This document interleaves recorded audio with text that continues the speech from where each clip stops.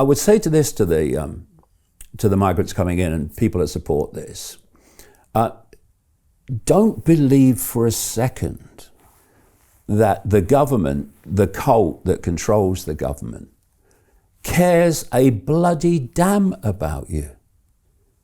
You know, you're coming from countries, some of you anyway, that have been, over the period since the George Bush era, the boy George Bush era, and before the father Bush era and the Cheney era, that have been bombed into the Stone Age by the West and Western governments. You think they suddenly care about you? They couldn't give a damn. To you, you're just a pawn in their game, to be played off against the indigenous population, to create the chaos, the conflict, and the trauma. That is exactly what they want. Because we have seen in this early Starmer era something I coined back in the 1990s: problem, reaction, solution. You create the problem covertly, like, oh no, it's not orchestrated, all these migrants coming in illegally, it's not orchestrated, it is. You covertly create the problem. You then get the reaction, do something.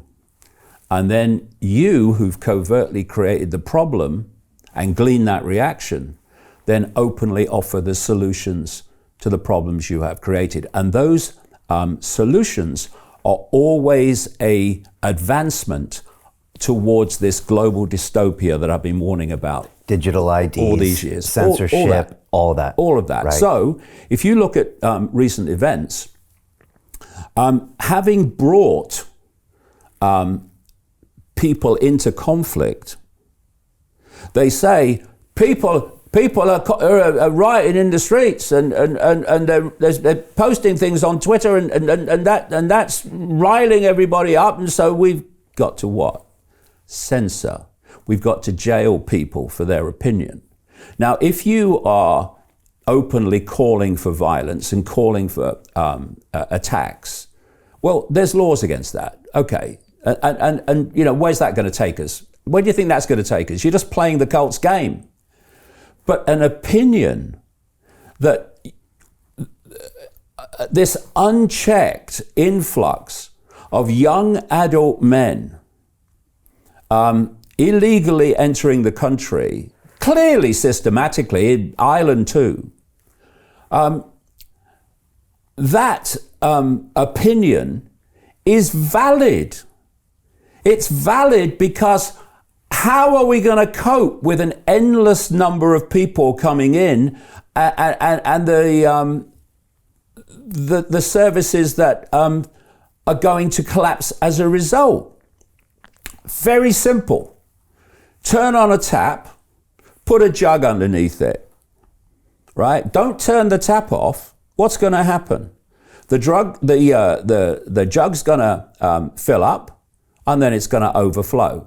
And the more the water flows, the more it's going to overflow.